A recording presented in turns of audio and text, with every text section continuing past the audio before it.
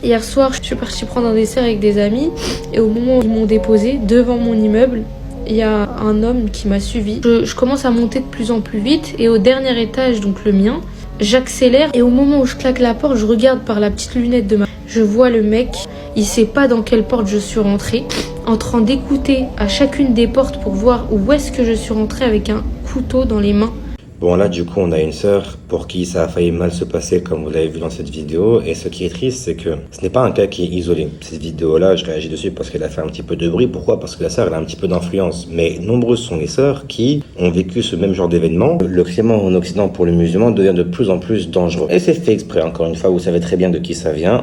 Là je m'adresse spécialement aux frères. Allah subhanahu wa ta'ala, il nous a ordonné de faire la hijra. Et ce qui est malheureux, c'est qu'il y en a certains qui ne se rendent compte que de l'importance de partir qu'à partir du moment où leur santé physique elle est mise en danger. Alors que votre foi elle est mise en danger depuis des années et des années, au point où on est très très loin du niveau zéro que le musulman est censé avoir. Et pourquoi est-ce que je m'adresse aux frères spécifiquement? C'est parce que cette hijra, c'est nécessaire que ce soit nous qui mettons davantage d'efforts dedans. Même si la femme, elle de son côté, elle est autorisée à voyager sans mahram pour faire la hijra, et c'est bien une exception. On parle bien de faire la hijra et pas des vacances au couvert de hijra. C'est aux hommes de prendre cette responsabilité, de partir et de ramener les femmes de leur famille avec eux par la suite. Parce que imaginez, cette sœur-là, c'est bien la sœur de quelqu'un, c'est bien la fille de quelqu'un, c'est peut-être même la femme de quelqu'un.